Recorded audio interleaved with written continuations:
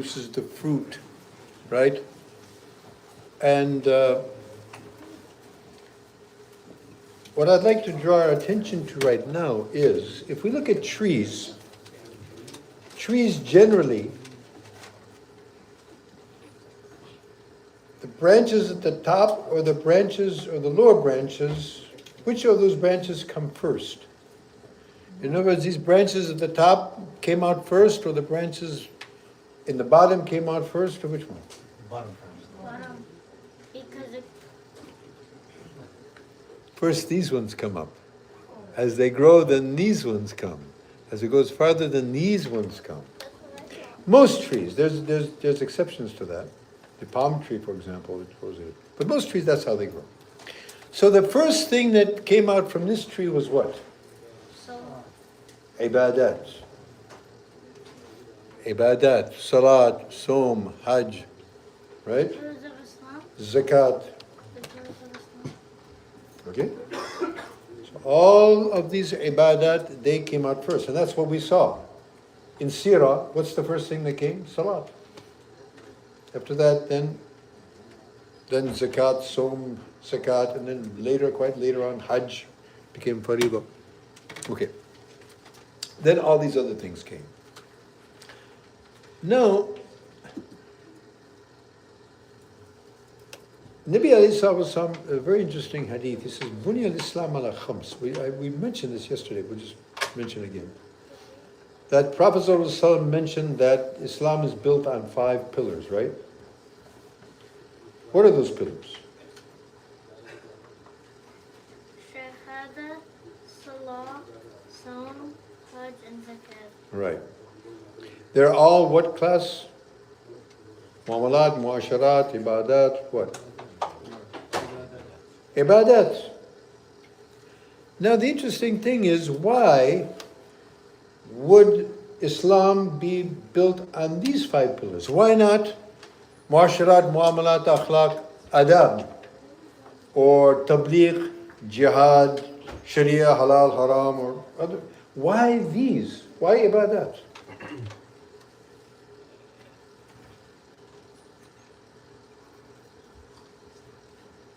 Because we are created to worship Allah subhanahu wa ta'ala.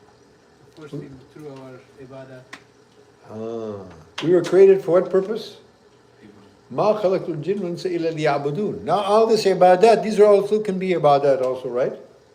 Your akhlaq, your adab, your muamalat, your muasharat, your dealings, your transactions, interactions.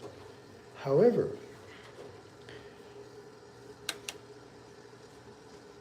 what are the actions that are going to prepare us to live a life of Ubudiyyah? We find here in America, people, they have this, they have a problem sometimes. It becomes problematic that we go to Muslim countries and we find really, some really nasty, some nasty behavior. For example, when I go to Pakistan and you go into immigration, or most Muslim countries, they give you a hard time also. That might happen.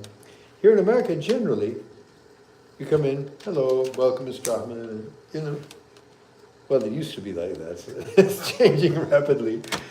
But you know what I'm saying? For example, some of you go to the store, you go to a store and then, hello, how can we help you? Anything else we can do for you? Try that in a Muslim country. See if you can get a smile. Sometimes I just tell these people, hey, if you smile, it's good for you, Why? So we find that, in terms of etiquettes, we find, unfortunately, even though we used to be a people of etiquette, but we find those etiquettes, we find them more here than we find in our countries, So what's the deal? And they're not living a life of Ubudiyyah, that's for sure. They're atheists, but they have this good akhlaq, So they say, well, it doesn't matter, you believe in God or you don't, but if you're a nice person. Okay, you're a nice person. Can you be a nice person? You don't acknowledge there's a creator of the universe and your own creator, and come on, that's not nice, right? At all. Anyway, so the idea is that these ibadat are the pillars of Islam because they train us to be slaves. They train us to develop a mind and heart of Ubudiyyah. Salat, it's a total training in Ubudiyyah. Allahu Akbar. Now everything, we call this takbirat al-tahrim. Takbirat al-tahrima. Meaning what? Everything is haram now, except salat. It's haram for us even to think of anything other than what we're supposed to be thinking about salat, pondering over the ayats that we're reading. Inshallah, we'll do an exercise on that. Maybe we have a chance today or not. When we're in ruku' and sujood, we're supposed to be everything, hands, body, eyes, ears, feet, everything inwardly and outwardly is totally focused. So therefore, salat is as-salat khayr mawdu'. It's the best thing, period. It's the first thing we're going to be taken account for on the day of Qiyamah. It's the first of all of these ahkam that was, made incumbent upon us. Because it's a total training in ubudiyyah, in ibadah. And then, zakat. It's training us that this is not your money. It's my money. I earn my hard-earned money. Come on. Allah gave you that. Okay, you went through the motions, but Allah's tawfiq. And by the way, you're going to be accountable for where you got it and how you spend it. It's an amana. Don't get carried away, Understand the reality here. The body that we have, this really gets me. It's my body. I do with it what I want. What do you mean, your body? You created it? Are you sustaining it? Your 60 to 90 trillion cells in your body, which one of those cells did you create? Or you're sustaining? Or you have any cognizance of it? Everything's going on in our body. We don't even know what's happening. Allah is doing all this in 8 billion people on the planet, let alone all the other species of animals and plants and everything else going on. So this is not all this stuff. Lillahi ma fis samawati ma fis. It's all Allah's creation. It's all His dominion. It's all His property.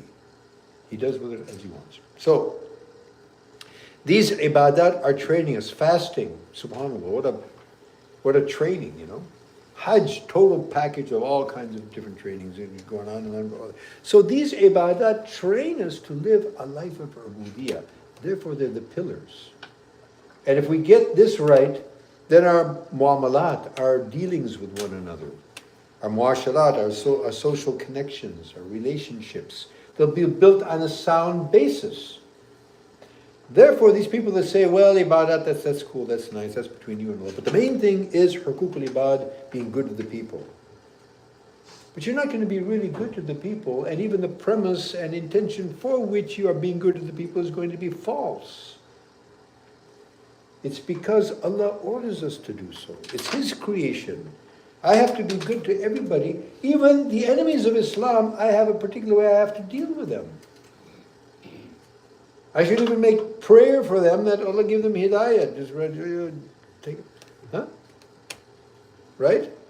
Even if I have to fight and kill someone, it should be with the pleasure of Allah subhanahu wa ta'ala, which would be under very stringent circumstances.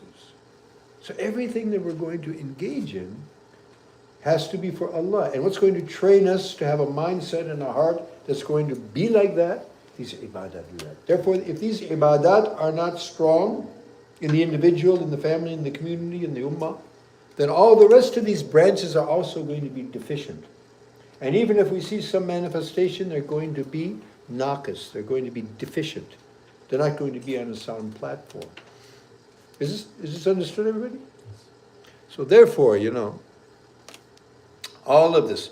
Now, the main thing also, another main takeaway that we have to take from this is the fact that if we want this tree to be producing these fruits that we want to see, these behaviors, these a'mal, we're going to have continuous nutrient flow. Yes or no? Yes. Yes. So if we don't have dawat, we don't have tarbiyah, we don't have ta'aleem, what's going to happen? There's going to be no fruits. So the first thing that's going to happen is what? When a tree starts to die, what happens? No fruit. The first thing happens? What's the first thing you see? Leaves follow. The fruit. Fruits follow. Leaf fruits. We don't get fruit. A nutrient deficient tree is not going to give fruit. Now if we continue to starve it, no dawat ta'aleem, then what's going to happen? Fruit gone, then what happens? Branches. Branches start to die. And if we continue to starve it, then what happens? That's right. The trunk also dies. And then if we don't wake up, what'll happen? The tree totally dies. The roots also die. That's the end. Khatam ala qulubihim. Khitam. So, therefore, this has to be, when we talk about our daily planning, there has to be some element of dawat and tarbiyah and ta'aleem on a daily basis. Just like we need food for our physical bodies. So our rohani existence and our Islamic, kiyana as we call it, our Islamic being requires these nutrients on a daily basis. There's various ways that we can get that, but we have to consider that. So when we do our daily planning, what do we have? Now, obviously we have our 5 times salat, as we said, with ihtimam. This is my necessity, this is my nutrients. Dhikr of Allah subhanahu wa ta'ala, tilawat al-Quran, salawat ala al-Rasul alayhi salatu wasalam, istighfar, dua, right? All of these a'mal, these should be in our daily program, which inshallah in the next session, inshallah, we'll look into that a bit more detail. Is that understood, everybody? Any questions? I think the main question is, when is it refreshments? Yes. So in this tree, where would be the shahada? The whole thing. That's the big picture. The big picture is the kalima in the heart of a Muslim. This is, in other words, this is a graphic illustration of what a Muslim who has this kalima alive in his heart, this is what it'll look like. Is that understood? Yeah. Anything else? Okay, inshallah, let's have our refreshment. It's now 4:30. Can we have 15-minute refreshment and then be back here at 4:45? We want to do we would actually generally do this much later on because we don't have much time. So I want to do a little session of dhikrullah. Okay? Would you like to do that? So let's do that at 4:45, inshallah. Okay, subhanakallahumma bihamdika nashhadu an la ilaha illa anta astaghfiruka wa atubu ilayk.